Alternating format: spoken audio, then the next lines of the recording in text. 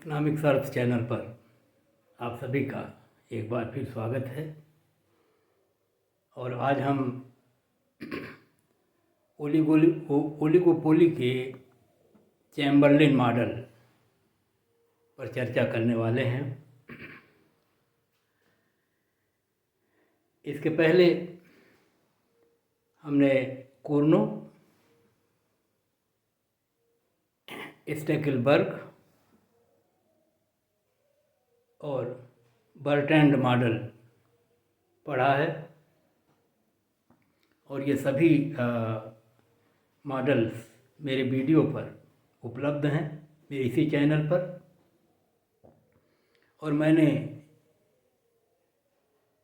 सभी मॉडल्स को न्यूमेरिकल्स के माध्यम से भी समझाने का प्रयास किया है, जो मॉडल को समझने में हमारी मदद करते हैं। क्योंकि कुर्नो मॉडल ही ओलिगोपोली के सारे मॉडल्स का बेस है, इसलिए हमने उस मॉडल को बहुत विस्तार में पढ़ाया है और 4 वीडियो कुर्नो मॉडल पर अलग अलग रूपों में उपलब्ध हैं, जो आपको इस विषय से संबंधित सारी जानकारी और सारे मॉडल्स को पढ़ने के लिए आपको बेस तैयार करेंगे। जो चैम्बरलिन का मॉडल है वो भी एक तरह से कुर्नो और स्कैंडलबर्ग जैसे मान्यताओं पर ही आधारित है और मुख्य तौर पर यह कुर्नो पर केंद्रित है। और यदि आपने कुर्नो को बहुत सही ढंग से पढ़ा है तो इस मॉडल को समझने और दोनों की तुलना करने में आपके लिए ये बहुत रुचिकर विषय होगा। पहले हम इस मॉडल की मान्यताओं की तरफ चर्चा कर लें। हमने देखा है कि कुर्नो मॉडल में जो ओलिगोपोली या डुओपोली के अंतर्गत सेलर्स या प्रोड्यूसर्स कंपटीशन करते हैं, वो उत्पादन या बिक्री की मात्रा या क्वांटिटी को परिवर्तित करके करते हैं। बर्ट्रैंड मॉडल में वो कीमतों में परिवर्तन के माध्यम से कंपटीशन करते हैं।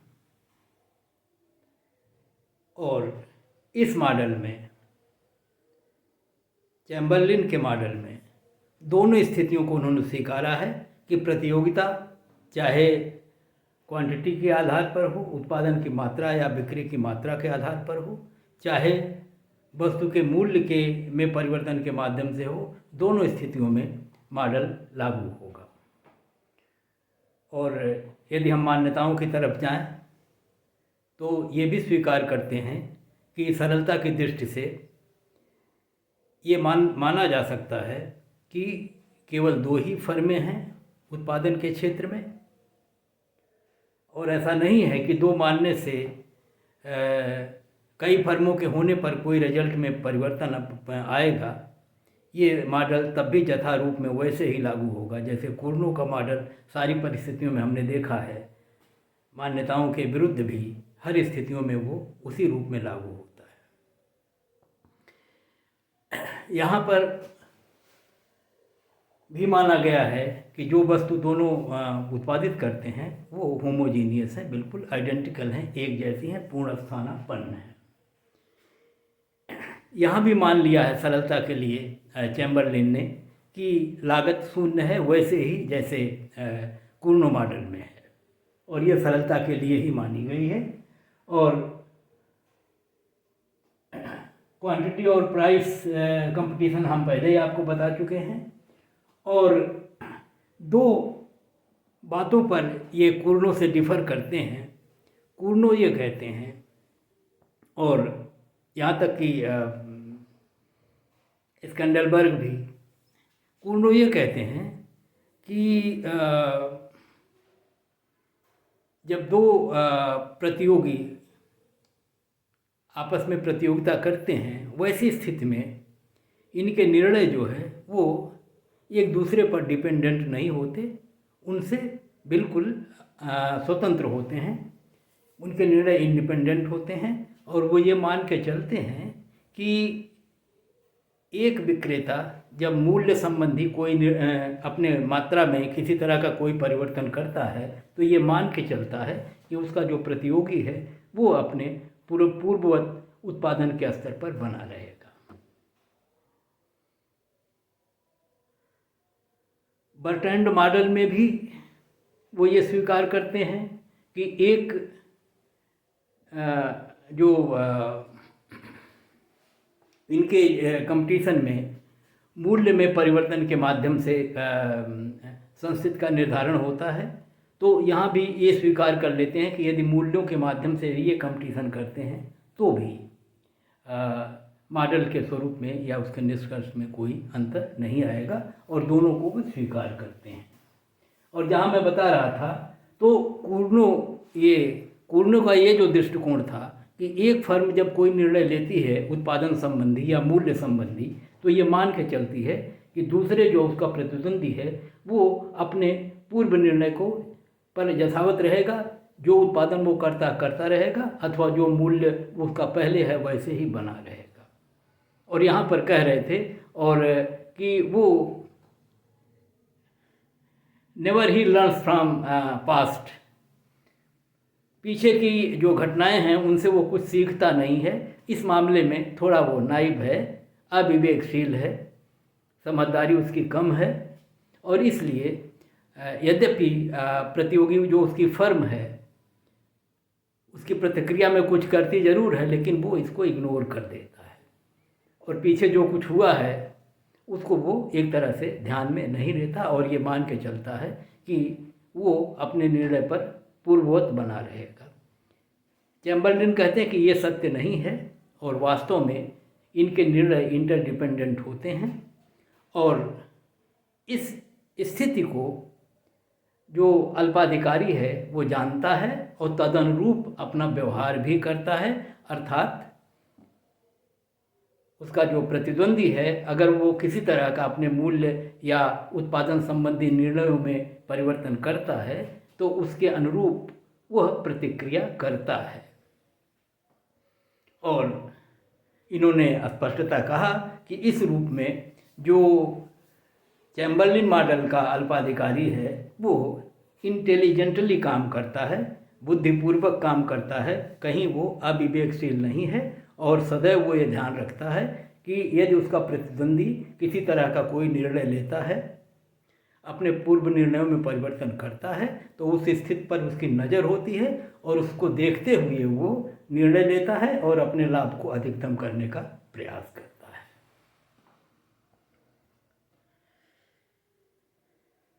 चैम्बरलिन मॉडल में एक और बात पर ध्यान दिया गया है, वो है ज्वाइंट प्रॉफिट। पिछले मॉडल्स में जहाँ कहीं भी हमने पढ़ा है वो ये देखा है कि वो हर व्यक्ति अपने अपने इंडिविजुअल उत्पादन, इंडिविजुअल प्राइस और इंडिविजुअल प्रॉफिट को देखते हुए निर्णय लेते हैं। इस मॉडल में कहा गया है कि वो विवेकशीलता से काम करता है, बुद्धिमत्तापूर्ण ढंग से, और इस पर नज़र रखता है कि अगर उसके प्रतियोगी के जो ने एक्शन लिया है उसके अनुरूप वो अपने निर्णय में परिवर्तन इस प्रकार से करे कि उसका उन दोनों में एक तरह से कोऑपरेटिव व्यवहार हो और उस कोऑपरेटिव व्यवहार का दोनों को लाभ मिले और दोनों को लाभ मिले इंडिविजुअल तौर पर भी और जॉइंट रूप में भी उनका लाभ अधिकतम हो जाए। इस स्थिति को वो ध्यान में रखता है और ऐसा वो प्रयास करता है। तो ये एक नई चीज़ थी जो चैम्बरलिन मॉडल में मिली, जिसमें आपस में वो कोऑपरेट करेंगे, आपस में कोऑपरेटिव रूप में करेंगे, बता के नहीं, कोई कोल्यूजन नहीं होगा, लेकिन वो अपनी क्रियाओं से थोड़ा जो प्रतिद्वंदिता का भाव हो वो उसमें नहीं होगा और अपने नीतियों के माध्यम से उत्पादन और कीमतों में परिवर्तन के माध्यम से वो ये प्रयास करेंगे कि स्थितियाँ बिगड़े नहीं, क्योंकि हो सकता है कि जब वो प्रतियोगिता करें तो दोनों को नुकसान हो जाए, उनके ज्वाइंट प्रॉफिट पर इसका बुरा असर पड़े।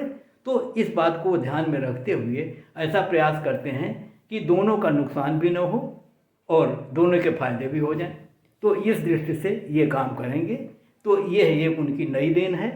और जो कह रहे हैं हम कि बिना कोलिजन के कोऑपरेशन होता है, और ये है तो जॉइंट प्राइस को मैक्सिमाइज करते हैं, कोऑपरेट करते हैं, और इंटरडिपेंडेंस जो उनको पारस्परिक निर्भरता है उसको वो रिकॉग्नाइज करते हैं, जानते हैं, स्वीकार करते हैं और तदनुरूप व्यवहार करते हैं। तो इन मान्यताओं के अंतर्गत हम इस मॉडल को प्रारंभ कर सकते हैं।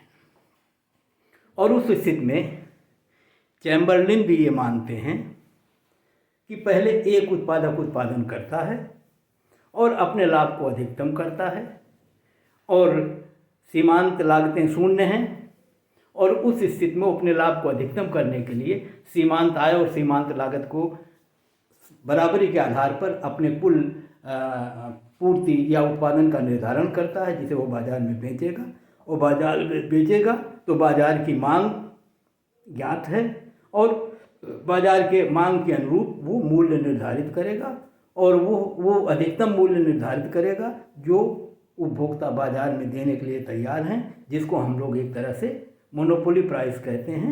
एक आधिकारिक मूल्य है, अधिकतम मूल्य जो उपभोक्ता दे सकता है। और वैसी स्थिति में हम एक चित्र का सहारा लेके आपको समझा सकते हैं, और यही चित्र हमने कूर्नो में भी बनाया है, इसलिए आपको समझने में कोई दिक्कत नहीं होगी।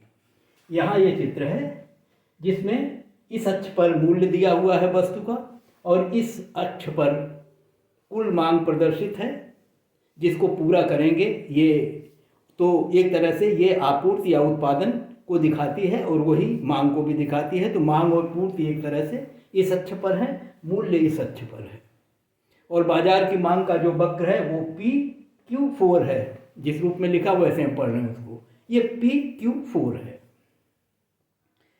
और अकेला उत्पादक अगर है तो वैसी स्थिति में इस मांग वक्र के कुल बाजार का मांग वक्र है। इस बाजार में क्योंकि अकेला उत्पादक है इसलिए इसका भी यही मांग वक्र होगा, क्योंकि पूरी बाजार को अकेले ही ये उत्पादक आपूर्ति करेगा।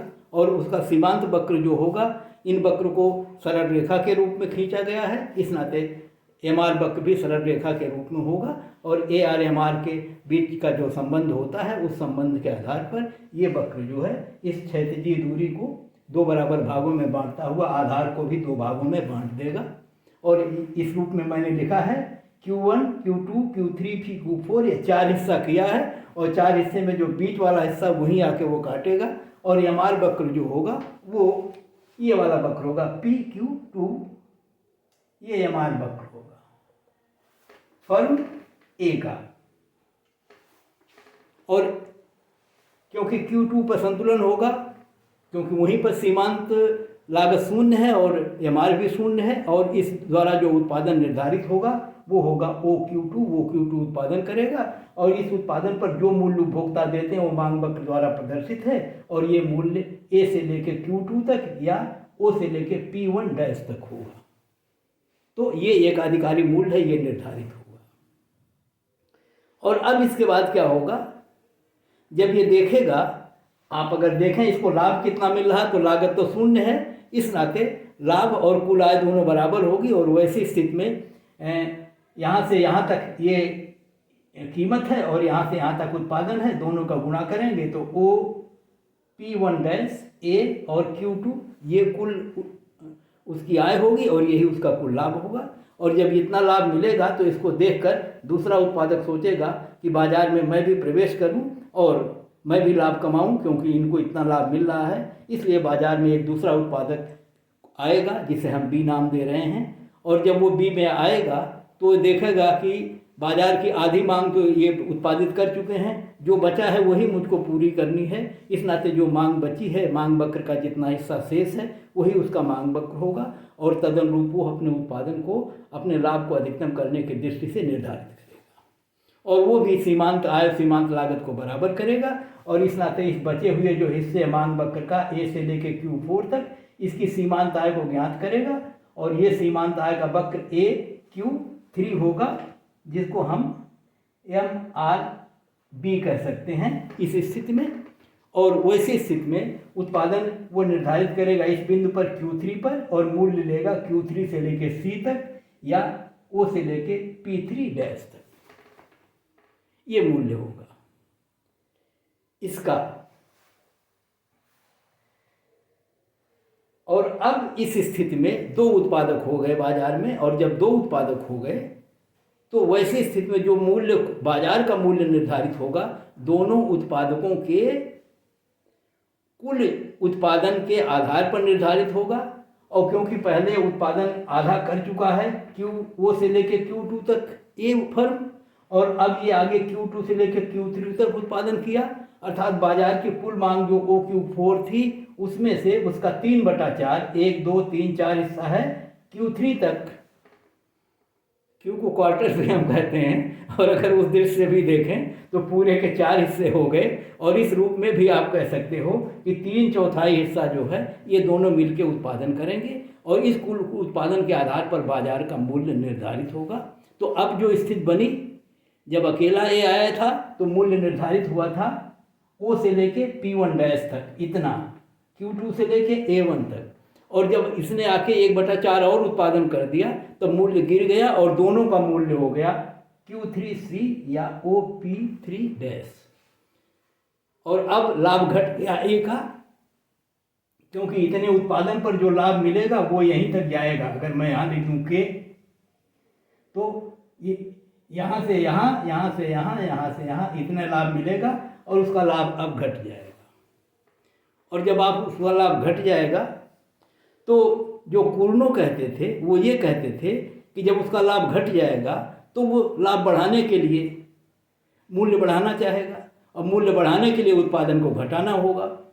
वैसी स्थिति में वो ये अब नई सिरे से सोचेगा कि जो मान्यता मानी थी कि बी ने जो कर दिया वो वैसे रहेगा, और अब जो बची हुई स्थिति है उसमें निर्धारण करे। और वैसी स्थिति में जब वो निर्धारण करता है तो बी जितना उत्पादन करता है उसको रोक के शेष जो उत्पादन करना है 3/4 बचा हुआ है इसका निकाल देगा 1/4, तो 3/4 मिलेगा।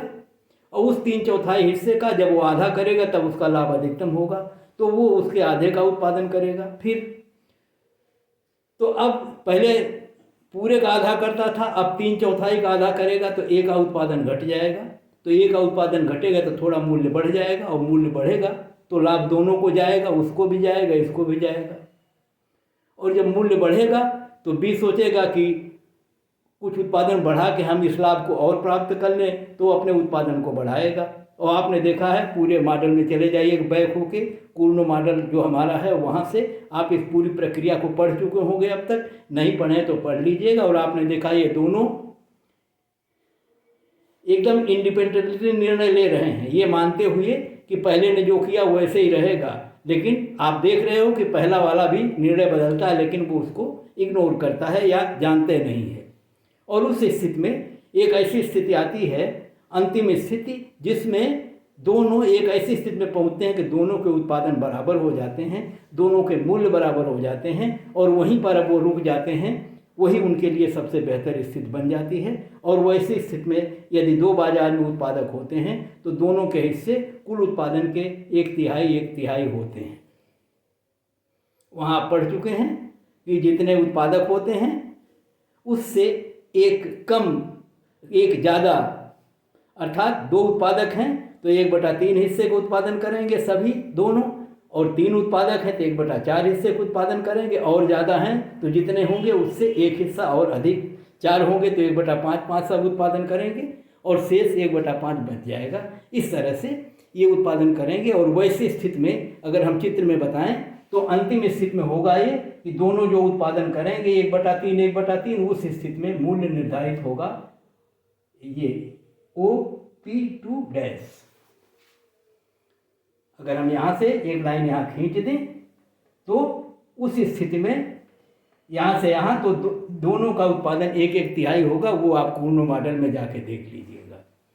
अब यहाँ पर अब चैम्बरलिन को सोचिए। अब चैम्बरलिन कहते हैं कि इस तरह का व्यवहार वो नहीं करेंगे। क्यों? क्योंकि ऐसा करने से उन्हें नुकसान हो रहा है, और वो इंटेलिजेंटली काम करेंगे और पिछले अनुभव से कुछ सीखेंगे जिसको इग्नोर कर रहे थे कूर्नो। तो पिछले अनुभव से जो सीखेंगे तो यही सीखेंगे कि इस तरह से प्रतियोगिता, चाहे भले वो इनडायरेक्टली हो रही हो, वो न करें और ये देखें कि कुछ ऐसा करें कि हमारे लाभ बढ़ जाएं और हमारे उत्पादन भी हमारे लिए लाभप्रद हो जाएं, मूल्य भी हमारे लायक हो जाएं। वैसी स्थिति में वो कहते हैं कि जब ये उत्पादन करेगा 1/4 और उसके कारण जब मूल्य गिरेगा, तो दूसरा जो उत्पादक है ए, वो सोचेगा कि अगर मैं अपना उत्पादन उतना गिरा दूं कि कीमत फिर वही हो जाए जो जिस कीमत पर मैं बेच रहा था, तो क्या इससे मेरा फायदा हो जाएगा, या उसकी तुलना में जो उस स्थिति में होगा, उस स्थिति में ये होगा कि 1/3 उत्पादन करेगा और इस मूल्य पर बेचेगा। तो पहला मूल्य है ओ से लेके P1 तक, जिस पर वो बेचता था जब आधा उत्पादन करता था।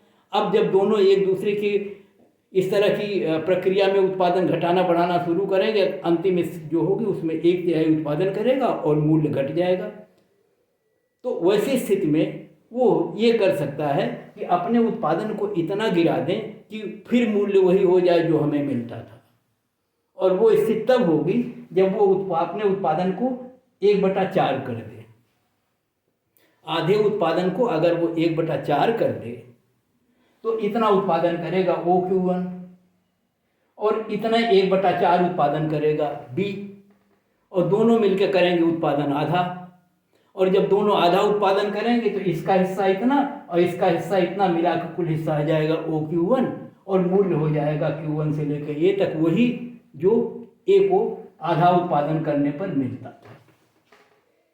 और उस स्थिति में ये तो हो गया कि A का मूल्य वही हो गया जो मूल्य वो पहले लेता था, और ये मूल्य वो है जो अधिकतम मूल्य उपभोक्ता देने के लिए तैयार हैं। अर्थात ये जो है, इसको जो है मोनोपोली प्राइस मिलने लगी इस स्थिति में। तो इस स्थिति में जो मूल्य मिला वो अधिकतम मूल्य मिल रहा है इस उत्पादन पर जितना मिल सकता है। और मज़ेदार ये है कि दोनों को एक ही मूल्य पर दोनों बेचेंगे। पहले भी बेचते थे लेकिन पहले मूल्य कम था। एक स्थिति में आपने देखा है जब बी इंटर किया था तो मूल्य हो गया था OP3-। जब दोनों ने रिएक्ट किया वैसी स्थिति में मूल्य थोड़ा बढ़ा तो होके जा पाया था OP2-। और अब की स्थिति में मूल्य अधिकतम हो गया और वो मूल्य हो गया OP1- या Q2A, जो अधिकतम मूल्य है और दोनों को मिल रहा है। और ऐसी स्थिति में दोनों का उत्पादन तो आप कह सकते हैं कि अधिक नहीं है, लेकिन मूल्य अधिक हो गया। और मूल्य अधिक होने से जो लाभ मिला वो उस स्थिति की तुलना में ज़्यादा होगा जब दोनों आपस में क्रिया प्रतिक्रिया करके कूर्नो मॉडल के अनुरूप चले होते। और उसे हम अभी दिखा सकते हैं, देख सकते हैं। इस चित्र में बहुत जटिल हो जाएगा और हम उसको किसी एक फंक्शन के माध्यम से, जिसमें हम मांग और लागत के फलन लिख करके और तब हम न्यूमेरिकली देख सकते हैं कि कितना कब क्या होगा। और वो स्थिति में बहुत अच्छी तरह से हम ये समझ सकते हैं कि चैम्बरलिन मॉडल में जब दोनों एक तरह से इंटेलिजेंटली व्यवहार करेंगे, पिछले निर्णयों से सबक लेंगे और म्यूचुअली अंडरस्टैंडिंग होगी उनकी, या एक दूसरे के व्यवहार पर नज़र होगी और तदनुरूप वो कार्य करेंगे, वैसी स्थिति में कई चीज़ें होंगी। दोनों की स्थिति बेहतर होगी, इंडिविजुअली अलग अलग भी बेहतर होगी, दोनों के ज्वाइंट लाभ भी बढ़ जाएंगे। तो ऐसी स्थिति में ये स्थिति उनके लिए बेहतर होगी। और इस स्थिति में जो इक्विलिब्रियम मिलेगा, क्योंकि उसमें दोनों फर्में, और यदि अल्पाधिकार में कई फर्में तो सभी फर्में इससे सेटिस्फाइड होंगी, उनके संयुक्त लाभ भी अधिकतम होंगे और उनकी इंडिविजुअल स्थिति भी उस स्थिति से बेहतर होगी जो कूर्नो मॉडल में होती। तो इस दृष्टि से ये जो इक्विलिब्रियम इस चैम्बरलिन मॉडल में होगा वो स्टेबल होगा। और अगर उसमें किसी तरह से कहीं से कोई डेविएशन हुआ तो तुरंत ऐसी शक्तियाँ क्रियाशील होंगी जो पुनः उसको वहीं लाएंगी। इस नाते ये इक्विलिब्रियम स्टेबल होगा। वैसे ही जैसे नैश इक्विलिब्रियम वहाँ था कि ये मैक्सिमम बेहतर, सबसे बेहतर स्थिति होगी और इसमें स्टेबिलिटी रहेगी, ये इक्विलिब्रियम स्टेबल होगा। तो इस स्थिति को मैं आपको बता रहा था कि कूर्नो मॉडल पर मेरे 4 वीडियो हैं, part 1, part 2, part 3, part 4। Part 3 और पार्ट 4 में हमने न्यूमेरिकल सवाल हल किए हैं और पार्ट 3 में का एक क्वेश्चन मैं एक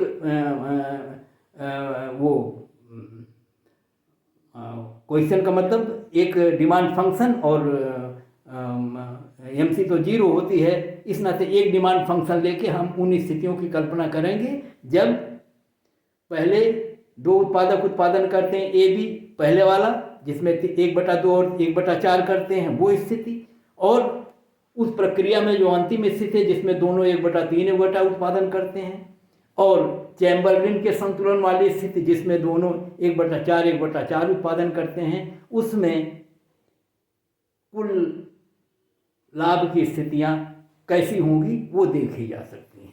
तो मैं आपसे कहूँगा, इसी नाते मैंने जानबूझ कर लिख दिया है कूर्नोट मॉडल पार्ट 3 न्यूमेरिकल्स, ये हेडिंग है और ये वीडियो मेरे इसी चैनल पर उपलब्ध हैं। वहाँ पूरा हल है और उस हल का मैं निष्कर्ष आपको यहाँ वो भी लिख दिया हूँ और उसके माध्यम से मैं आपको समझाने का प्रयास कर रहा हूँ।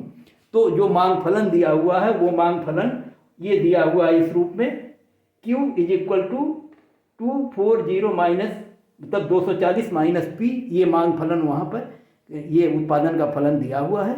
इस फलन को जब हम प्राइस के रूप में कन्वर्ट करते हैं तो इस रूप में आ जाता है P = 120 माइनस 0.5Q।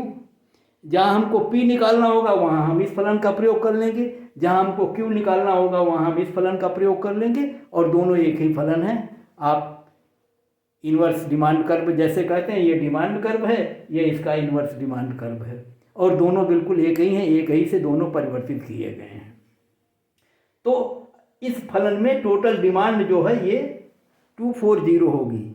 240 ये हिस्सा है, इतना पूरा है, इसका 1/4, इसका 3/4, इसका 2/4, आधा सब आप निकाल सकते हैं। 240 का आधा 120, चौथाई 60 और 3/4 180, इस तरह से सब हम निकाल सकते हैं। और न्यूमेरिकली हम इनके Q के मानों को रख रख के देख सकते हैं कि तब P कितना होगा, और मैं वो निष्कर्ष आपको दिखा रहा हूँ कि यहाँ देखिए A है और यहाँ B है, और पहली स्थिति जिसमें ये आधा उत्पादन करता था, ये 1/4 करता था, ये स्थितियाँ। जब 1/2 करेगा तो 120 उत्पादन इसमें का ये करेगा, 1/4 60 उत्पादन ये करेगा, दोनों मिलके 180 का उत्पादन करेंगे।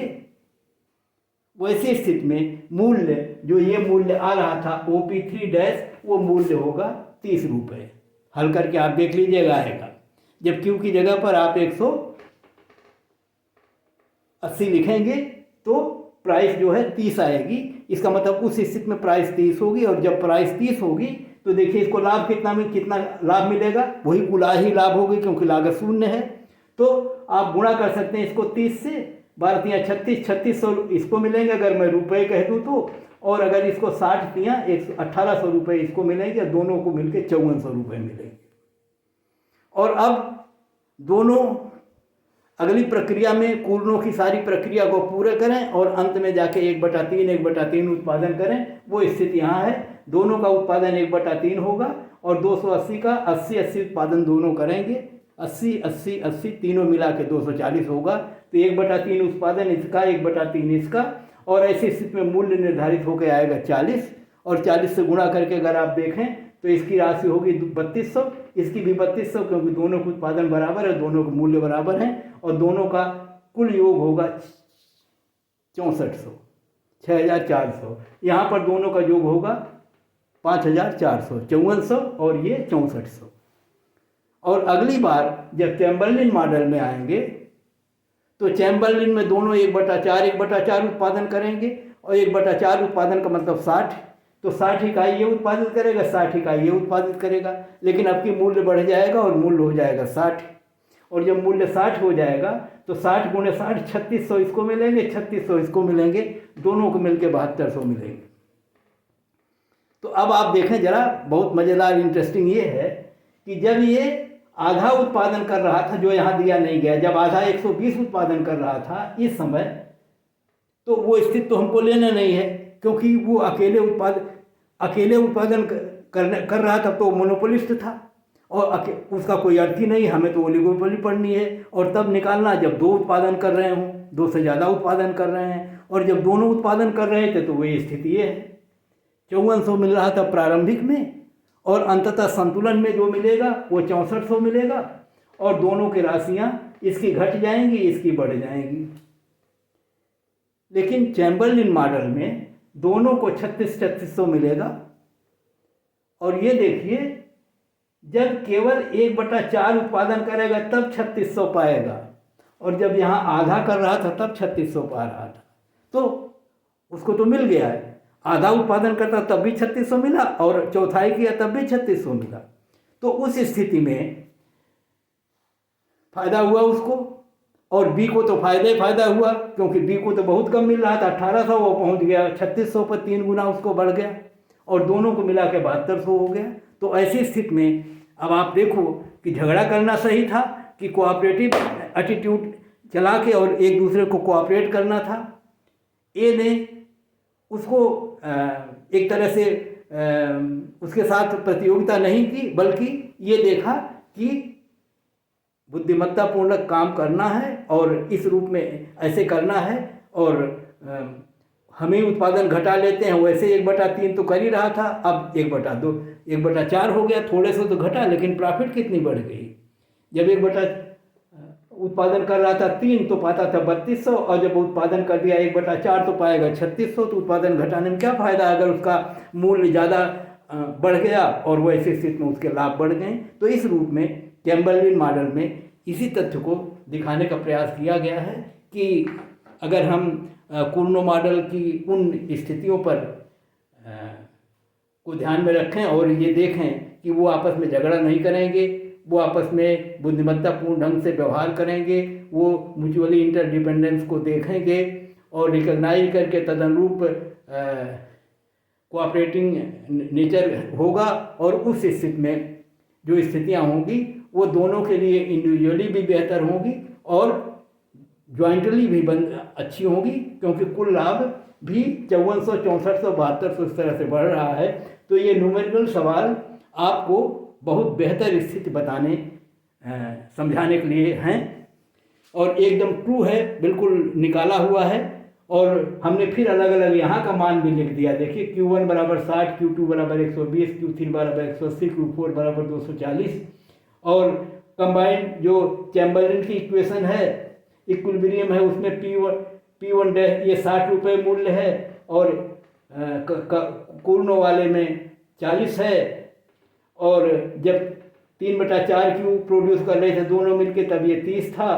तो वैसी स्थिति में ये सारी स्थितियां आपके सामने स्पष्ट हैं, और कुर्नो के ज्वाइंट प्रॉफिट जो 64 था, और चैम्बरलिन के ज्वाइंट प्रॉफिट 7200 है। ए का 3200 से बढ़ के 3600 हो गया, इसका 3200 बढ़ के 3600 हो गया। यहाँ से दोनों करेक्ट किया हमने, तो दोनों को लाभ हुआ है, दोनों का कुल लाभ जोड़ के संयुक्त भी लाभ हुआ है। और इस रूप में चैम्बरलिन का मॉडल जो है वो एक नई चीज़ हमको प्रस्तुत करता है जो कुर्नो मॉडल में नहीं है, और एक नए पहलू को उजागर करता है कि सदैव इसमें ओलिगोपोली में ये मान के चलना कि म्यूचुअली इंटरडिपेंडेंस नहीं होती, सब लोग स्वतंत्र रूप से काम करते हैं, वैसा नहीं है। और अगर वो म्यूचुअली इंटरडिपेंडेंस को रिकॉग्नाइज करते हैं और तदनुरूप व्यवहार करते हैं, और इस व्यवहार से वो अपने ज्वाइंट लाभ को अधिकतम कर सकते हैं, और मूल्य को अधिकतम मूल्य जिसे कहा जाता है एकाधिकारी मूल्य, उसको वो प्राप्त करते हैं। और मज़ेदार ये है कि दो फर्म हैं, दोनों फर्में एकाधिकारी मूल्य पर अपनी वस्तु बेचेंगी, अधिकतम मूल्य प्राप्त करेंगी। तो इस दृष्टि से ये इस मॉडल का योगदान है। तो सारी बातें जो इस मॉडल के निष्कर्ष थे वो एक तरह से अब आपके समक्ष आ गए हैं और अच्छी तरह से इस मॉडल को आप पढ़ेंगे। जहाँ तक कुछ आलोचनाओं की बात है, कुछ तो रह ही जाएगा, पूरे मॉडल की सारी चीज़ें तो नहीं आ जाएंगी।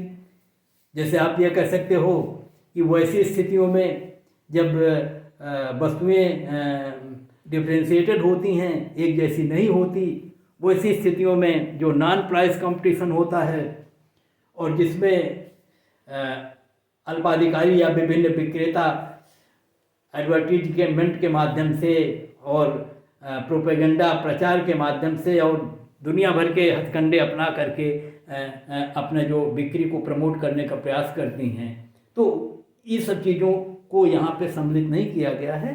तो वो तो आगे और इसका जब विस्तार हो तो अगले, क्योंकि प्रारंभिक स्थिति में मॉडल में सभी की वस्तुओं को होमोजेनियस माना गया है, बाद के विश्लेषणों में इसे डिफ्रेंशिएटेड मानकर और इन सारे तत्वों को वहाँ समावेशित किया गया है।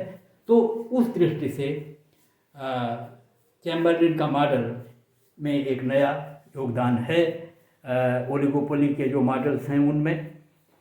और इस दृष्टि से हम देखें तो हमने हमारे इसी चैनल पर 7-8 वीडियो ओलिगोपोली पर हैं जिन्हें आप देख सकते हो, और जो कुछ छूटे हैं जैसे एडवर्थ अभी हमने नहीं पढ़ा है, और एक आध दिन में आपको जो है वो इसका अभी बर्ट्रैंड मॉडल का भी वीडियो मिल जाएगा। एक हमें लगता है आपको उपलब्ध हो गया है, तो दूसरा भी इस वीडियो को पढ़ने के पहले आपको उपलब्ध हो जाएगा। और इस रूप में आप सारे मॉडलों को पढ़ें, उनको कंपेयर करें और उनका जो गणितीय वर्जन है उसको भी अच्छी तरह से देखें, तो सारी चीज़ें समझ में आएंगी। और इसी बहाने आपको कई कर्व जो आए हैं, रिएक्शन कर्व या आइसोप्रॉफिट कर्व, ये सारे कर्व जब आप पढ़ोगे तो विश्लेषण को बहुत अच्छी तरह से आप समझ सकते हो, डायग्राम के रूप में भी और मैथमेटिकली भी, और न्यूमेरिकल जो क्वेश्चंस आते हैं उनके माध्यम से भी। और जितना आप इस पर प्रयास करोगे या जितना आप इसमें जूझोगे और उतना ही आपको अच्छा लगेगा और उतनी ही पढ़ने की रुचि बनेगी और ये विषय आपको रुचिकर लगने लगेगा। तो आज का वीडियो यहीं समाप्त करते हैं। अगले वीडियो में नए विषय के साथ हम फिर प्रस्तुत होते हैं। धन्यवाद।